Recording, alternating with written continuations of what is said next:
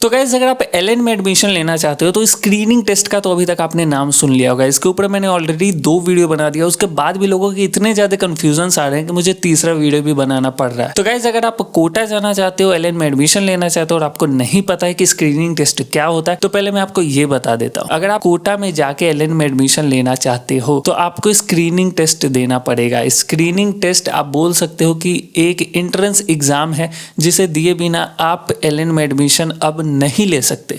अगर आज तक आपने एडमिशन ले लिया तो ले लिया, बट अब अगर आप एलएन में एडमिशन लोगे तो पहले आपको स्क्रीनिंग टेस्ट के दौरान गुजरना पड़ेगा, और सिर्फ गुजरना नहीं बल्कि स्क्रीनिंग टेस्ट में आपको क्वालिफाई भी करना पड़ेगा। तो गाइज इस वीडियो पे एंड तक बने रहना, पूरा डिटेल में हम बात करने वाले हैं आखिर ये स्क्रीनिंग टेस्ट है क्या। तो गाइज देखो, सबसे पहले मैं आपको बता देता हूं कि ज्यादा बेसिक के ऊपर बात नहीं करेंगे कि स्क्रीनिंग टेस्ट क्या है, इसका क्या रजिस्ट्रेशन प्रोसेस है। इसके ऊपर मैंने डिटेल वीडियो बना दिया है जिसको मैं आई बटन पे लिंक कर दूंगा, आप वो वीडियो देख सकते हो। बट इस वीडियो को भी देखने के बाद हर चीज आपको पता चल जाएगा। तो गाइस सबसे पहले मैं आपको बता देता हूं कि स्क्रीनिंग टेस्ट एक एंट्रेंस टेस्ट है। अगर आप एलएन में एडमिशन लेना चाहते हो तो आपको ये स्क्रीनिंग टेस्ट देना पड़ेगा और क्वालिफाई करना पड़ेगा। क्वालिफाई करने के बाद ही आप एडमिशन प्रोसेस की तरफ जा सकते हो और एडमिशन ले सकते हो। बट यहाँ पर सभी को स्क्रीनिंग टेस्ट नहीं देना है। इस चीज पे बहुत ज्यादा कंफ्यूजन था कि स्क्रीनिंग टेस्ट किसे देना है। तो स्क्रीनिंग टेस्ट सभी बच्चे को नहीं देना है। स्क्रीनिंग टेस्ट सिर्फ उन्हीं बच्चों को देना है जो कि टैलेंट एक्स या एसेट का एग्जाम नहीं दिए हैं। अब हम बात करते हैं ये टैलेंट एक्स और एसेट का एग्जाम क्या होता है।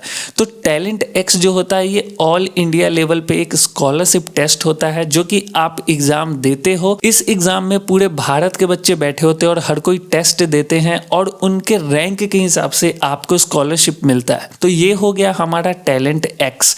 अब हम बात करते हैं एसेट के बारे में। तो एसेट हो गया एलएन स्कॉलरशिप एडमिशन टेस्ट। तो एसेट अगर आप एग्जाम देते हो तो उसके बाद भी आपको 0 to 90% तक का आपको स्कॉलरशिप एलएन में देखने को मिलता है, वो आपको प्रोवाइड किया जाता है। उसके बाद आपको एक अच्छा खासा स्कॉलरशिप मिल जाता है आपके रैंक के हिसाब से। अब हम बात करते हैं स्क्रीनिंग टेस्ट के बारे में। तो स्क्रीनिंग टेस्ट जैसा कि मैंने स्टार्टिंग में बोला सभी को देना है, और फिर मैंने बोला कि सभी को नहीं देना है। तो किन लोगों को देना है और किन लोगों को नहीं देना है अब मैं क्लियर करता हूँ। तो गाइज अगर आपने एसेट का एग्जाम दे दिया, सपोज दैट अगर आपने क्लास 10th पास आउट किया, आपको 11th में एलएन में एडमिशन लेना है। तो जब आप 11th में एडमिशन लेने जाओगे तो आपके पास 3 ऑप्शन है। या तो आपको एसेट का एग्जाम क्वालिफाई करना पड़ेगा, या आपको टैलेंट एक्स का एग्जाम देना पड़ेगा, या आपको स्क्रीनिंग टेस्ट देना पड़ेगा। ठीक है, अब गाइज देखो यहाँ पे लॉजिक क्या है। तो गाइज अगर आपने एसेट का एग्जाम दे दिया तो आपको स्क्रीनिंग टेस्ट नहीं देना है, क्योंकि एसेट के एग्जाम के रैंक के हिसाब से उनको पता चल जाएगा कि आप किस पोजीशन पे, और उस हिसाब से आपका एडमिशन हो जाएगा। दूसरी चीज, अगर आपने एसेट का एग्जाम नहीं दिया है और टैलेंट एक्स का एग्जाम दिया है तब भी आपको स्क्रीनिंग टेस्ट नहीं देना है। मतलब कि जो लोग भी एसेट या टैलेंट एक्स का एग्जाम दिए हैं उनको स्क्रीनिंग टेस्ट नहीं देना है। अगर आपने एसेट या टैलेंट एक्स का एग्जाम नहीं दिया है तभी आपको स्क्रीनिंग टेस्ट देना है। अब गाइस बात आ जाती है ड्रॉपर स्टूडेंट्स का। जो भी ड्रॉपर स्टूडेंट्स होते हैं वो एसेट या टैलेंट एक्स का एग्जाम नहीं देते हैं, तो उनके लिए स्क्रीनिंग टेस्ट है कि आपको भाई स्क्रीनिंग टेस्ट देना पड़ेगा। जब तक आप स्क्रीनिंग टेस्ट नहीं दोगे तब तक आपको एलएन में एडमिशन अब नहीं मिलेगा। ये सभी के लिए है, आपको स्क्रीनिंग टेस्ट देना पड़ेगा। एक ही कंडीशन पे आप स्क्रीनिंग टेस्ट को स्किप कर सकते हो, जब आपने एसेट या टैलेंट एक्स का एग्जाम दिया हो। ठीक है, तो आई होप कि अब क्लियर हो गया। अब थोड़ा सा हम बात कर लेते हैं डिफिकल्टी लेवल के बारे में कि स्क्रीनिंग टेस्ट का मतलब पैटर्न क्या होता है, कितना मुश्किल क्वेश्चन होता है। लेकिन उससे पहले मैं ये बता देता हूं कि स्क्रीनिंग टेस्ट का सिलेबस क्या होता है। तो अगर आप क्लास 11th में एडमिशन लेना चाहते हो तो क्लास 10th का सिलेबस आएगा। अगर आप क्लास 12th में एडमिशन लेना चाहते हो तो क्लास 11th का सिलेबस आएगा। अगर आप ड्रॉपर स्टूडेंट हो तो ड्रॉपर स्टूडेंट 1 ईयर का कोर्स होता है जिसमें क्लास 11th और 12th दोनों पढ़ाया जाता है। तो गाइज अगर आप एक ड्रॉपर स्टूडेंट हो तो आपको क्लास 12th का सिलेबस आएगा, क्योंकि आपने 12th को पास कर लिया है। ठीक है, तो गाइज यही चीजें थी। अब हम बात करते हैं डिफिकल्टी लेवल के बारे में। तो स्क्रीनिंग टेस्ट का डिफिकल्टी लेवल बिल्कुल 0 होने वाला है, मतलब बिल्कुल भी डिफिकल्ट नहीं होगा। कुछ लोग बहुत ज्यादा पैनिक हो रहे हैं कि भाई मेरे से नहीं निकलेगा तो एडमिशन नहीं होगा।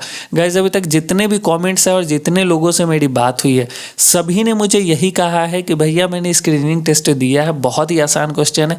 कुछ लोग तो ये भी बोल रहे हैं कि स्क्रीनिंग टेस्ट में कुछ भी भर के आ जाओ तो आप पास आउट हो जाओगे, कि वो लोग चेक भी नहीं करते हैं, ऐसा वैसा बहुत सारे मतलब लोग अपनी अपनी बातें बोल रहे हैं, अपना अपना एक्सपीरियंस शेयर कर रहे हैं। मैं अपने हिसाब से कुछ भी नहीं बोल रहा हूँ।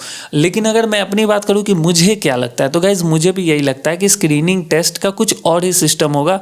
मतलब ये फेल या पास करने के लिए नहीं है, क्योंकि कोई भी इंस्टीट्यूट नहीं चाहेगा कि मैं पहले की एग्जाम लूँ और उसमें उसे डिस्क्वालीफाई कर दूँ और एडमिशन न लूँ। यह एडमिशन के लिए इतने करोड़ों करोड़ों का मतलब एडवर्टाइजमेंट किया जाता है, तो स्क्रीनिंग टेस्ट का कुछ और ही फंडा होगा, पता नहीं क्या सिस्टम है। बट हाँ, अगर आप स्क्रीनिंग टेस्ट देते हो, अगर आपने मतलब थोड़ा सा भी पढ़ाई कर रखा है, थोड़ा मतलब अभी तक मुझे एक भी बच्चा ऐसा मिला ही नहीं जो ये बोले कि मैं स्क्रीनिंग टेस्ट में फेल हो गया हूँ।